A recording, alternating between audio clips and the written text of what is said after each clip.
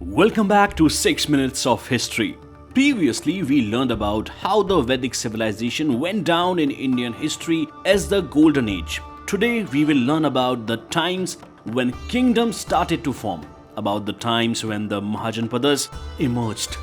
Subscribe to our channel if you haven't already and be notified every time we upload a new video.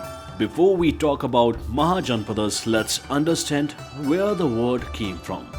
Jana means tribe. So the area where people of tribe settled was called Janpad. New kings or rajas transformed tribal areas into their territories and called them Mahajanpad or great territories of the people. The Mahajanapads had a capital city that was fortified. The forts had moats and ramparts and were built of wood, brick and stone. This helped the king to ward off attacks and control people easily. This meant laborious construction. The kings also maintained armies. Soldiers were paid regular salaries using punch-marked coins. This requirement for labor, resources and salaries gave rise to the system of tax collection. Farmers, craftsmen, herders, traders, hunters and gatherers were expected to pay tax every month to the king. Between the 6th and the 5th century BC, the Mahajanapads witnessed growth in agriculture. Iron plowshares were used instead of wooden ones to turn the soil over to produce more grain. Planting of mature plant saplings replaced scattering seeds on the ground to produce more grains. A variety of crops such as rice, wheat, barley, pulses, sugarcane, sesame and mustard were grown. This growth led to an increase in trade and the Mahajanapads saw considerable progress in commerce. People lived in huts and kept cattle along with other animals. Archaeologists have excavated several earthen pots from the period. These pots were usually grey or red in color. The most famous pottery style found at these sites is the painted greyware, where grey pots were designed with geometric patterns using paint. Creative, weren't they? Hit thumbs up if you agree with us. As we learnt in the previous episode, sacrificial rituals were a norm during the Vedic period. Such rituals continued in the later years too. Ashwamedha Yagna or sacrificing a horse was a prominent ritual in this period. During this ritual, the king's horse was set free and allowed to go wherever it pleased for a year. The horse was accompanied by warriors and the territories covered by the horse during the period came under the king's control. If opposition occurred, the warriors enforced the king's claim to the territory. At the end of the ritual, the horse was slaughtered. 16 Mahajanapads emerged from numerous Janpads. Among them, the Mughal Empire was the most powerful. The empire was located in North India in today's Bihar and Jharkhand. It was also the birthplace of Buddhism and Jainism. Rajgarh was initially the capital of Mughal Empire, however it was moved to Patliputra later, which is now known as Patna. The Ganga and Son river flowed through the kingdom of Magadh, which aided its people in transport.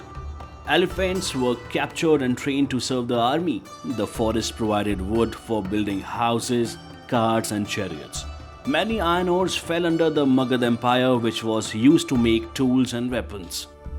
The kingdom flourished under the rule of Bimbisar from 543 BC to 491 BC, who was a strong believer of Buddhism. Rajgarh, which is now known as Rajgir, remains a sacred site for Buddhism because it is known that Buddha spent many years preaching and delivering his sermons here. However, the Buddha was not the only reformer during the period. Mahavir founded Jainism, another great ascetic religion that influenced the likes of Mahatma Gandhi. King Bimbisar, who belonged to the Shishunag dynasty, extended the Mughal Empire by annexing the kingdom of Anaga, now known as the West Bengal. Later, Bimbisar was assassinated by his son, Ajatashatru, in 493 BC. He continued the expansion of this kingdom and even built a fortress in Patliputra during the war with the Lichvi Republic. We know that Alexander the Great was the first Greek conqueror to invade India in 327 BC. He captured the cities of Taxila and Ornos in present-day Pakistan. He also acquired King Porus's empire near the present-day Jhelum River. After his victory, Alexander headed towards the Ganga and the Magadh kingdom. The battle-weary soldiers were scared and refused to fight against Indian rulers, who had vast armies of foot soldiers, chariots and elephants. Alexander was eventually forced to change direction. Another Mahajanpad was Vajji, with its capital at Vaishali, which followed a different form of government called Gana or Sangha. It had many rulers who had assemblies to discuss matters of the state.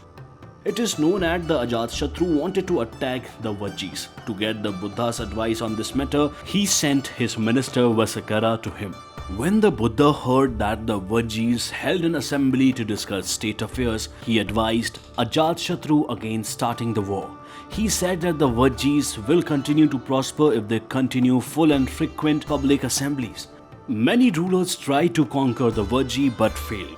The Mahajanpad lasted for a long time until they were conquered by the Gupta rulers. The Mughal Empire saw greatness under the Shishunag dynasty, but was overthrown by the Nandas in 343 BC. Founded by Mahapadma, the Nanda dynasty ruled Magadh until 321 BC, but fell in the hands of Chandragupta, who went on to establish the Mauryan Empire. The emergence of the Mahajanpads gave way to the urban cities in the Gangetic plains. The meteoric rise of Magadh within a short period has impressed historians worldwide. Let us know in the comments below, what do you think about the Mahajanpads? In the next episode, we will talk about the ruler that conquered the majestic kingdom of Magadh, thus giving rise to a new empire. Can you guess which one it is? Let us know in the comments below.